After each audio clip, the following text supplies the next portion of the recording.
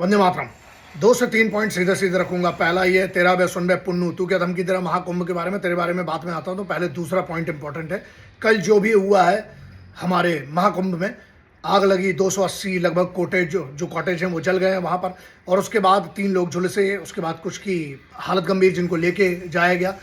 ये जो हुआ है जहाँ पर 13 सिलेंडर फटने की बात आ रही है सामने, अगर इसके पीछे कोई साजिश है, क्योंकि बगैर साजिश के तो लग नहीं रहा है, लेकिन अगर कोई साजिश है, जो ये गीता प्रेस वाले पूरे इस मामले में हुआ है, अगर किसी की भी कोई साजिश है, मैं इतना इस साजिश के लिए ना, अगर कोई भी शामिल है और अगर इसको वहां से उठा के लाके यहां पर इसको अगर नहीं कुछ पनिशमेंट किया जाता ना, तो यहां पर बात आ रही पूरे सनातन के अपमान की, और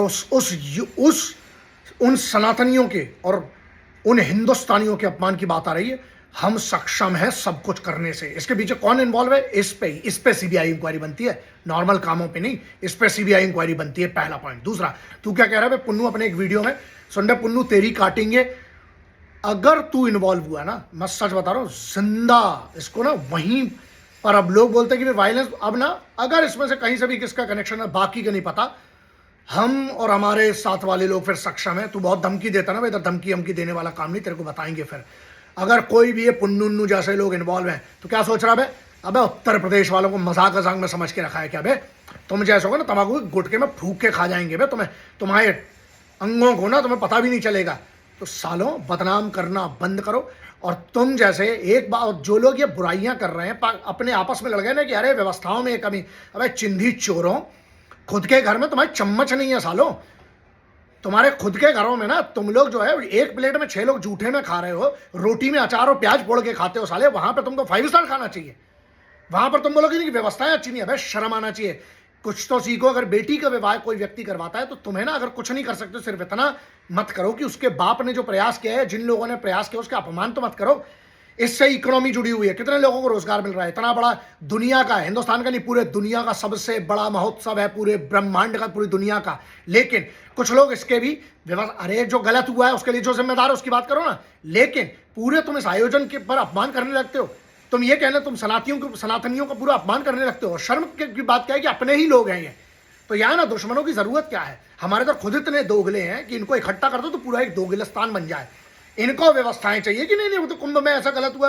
अबे शर्म आना चाहिए। तुम्हारे घर में 50 लोग आते हैं, तुम उनको हैंडल नहीं कर पाते हो। यहाँ पर करोड़ों लोग, 50 करोड़ के लगभग जब लोग आ रहे हैं, छोटी मोटी चीजें गलत हो सकती है ना।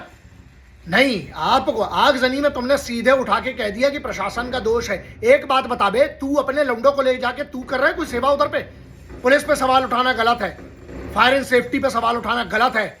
इतना बड़ा आयोजन है। हाँ, बात यह है, जो भी जिम्मेदार है, अगर ये लोगों की, मतलब अगर किसी विभाग की जिम्मेदारी है, उत्तर प्रदेश के सरकार के अगर किसी विभाग की जिम्मेदारी, तो वो सस्पेंड होना चाहिए और हाईएस्ट लेवल की उसके इंक्वायरी पे करके उनको टर्मिनेट करना चाहिए। लेकिन यदि इसमें उत्तर प्रदेश सरकार का कोई व्यक्ति इन्वॉल्व नहीं है, सीबीआई की इंक्वायरी करके, डायरेक्ट इंक्वायरी करके, जो भी इन्वॉल्व है, जिस भी दुनिया के जिस कोने में बैठा है, आपके पास कोवर्ट ऑप्स यूनिट्स है, हमारे पास स्पेशलाइज यूनिट है, स्पेशल फोर्सेज यूनिट है। घर में घुस के सालों को उधर पर ठोकना पड़ेगा, उधर से उठा के इधर लाना पड़ेगा, और यहां उनको पनिशमेंट देना पड़ेगा। इसी कुंभ के चलते हुए अभी 15-20 दिन बाकी, आराम से उनको लाया जा सकता है। लेकिन अब ये बात यहां पर ना, मुझे उनसे बिल्कुल तकलीफ नहीं है जो बाहर बैठे हैं, तकलीफ उनसे जो अपने घर में बैठ के अपने लोग ऐसी तैसी करवाते हैं जब कोई हादसा होता है। शर्म इस बात की करो, इस बात का धन्यवाद करो कि वहां पर किसी के जान माल का बहुत बड़ा कोई किसी का बहुत बड़ा नुकसान नहीं हुआ है। और ये और बड़ा और बुरा हो सकता था, लेकिन गाइडलाइंस का फॉलो होना चाहिए। जो भी जिम्मेदार है उसको सजा सबसे कड़ी मिलना चाहिए, और कुछ मत करो। जो सजा के लिए जिम्मेदार है सिर्फ आप लोग ढूंढ लीजिए। निवेदन करता हूं मैं, नागों की तरफ से, संतों की तरफ से बोलता हूं, नागों के अखाड़े में छोड़ दीजिए जो इसका जिम्मेदार था आग जलाने का, चाहे वो कोई भी हो, सरकार का कोई व्यक्ति हो तो उसको भी छोड़ दीजिए।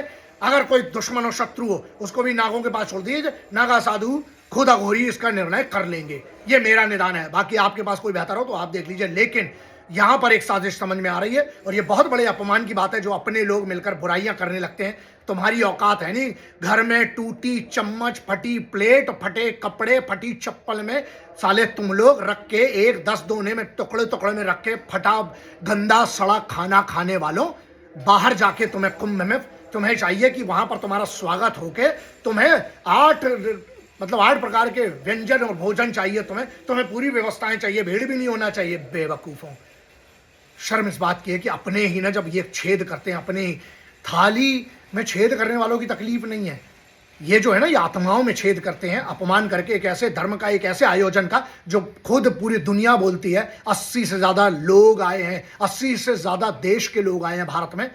सोचिए अपमान करने वाला कौन है? वो कुछ नहीं बोल रहे जो विदेशी हैं, हमारे इधर वाले इसका अपमान कर रहे, अव्यवस्थाओं की बात कर रहे हैं। 50 वीडियो मैंने देखे जो अपमान की नेगेटिव बात कर रहे हैं। शर्म करो बे। सिर्फ इतना सोचना, अगर तुम्हारे घर में तुम्हारी बहन बेटी की शादी हो रही होती और तुम्हारा क्यों जीजा और फूफा बन रहे हो? इसलिए जो वह कहना था कह दिया। अब आप देखिए आप इस बारे में क्या करते हैं, एक भारतीय होने के नाते, एक हिंदुस्तानी होने के नाते और एक सनातनी होने के नाते। जय हिंद, वंदे मातरम, इंकलाब जिंदाबाद, भारत माता की जय।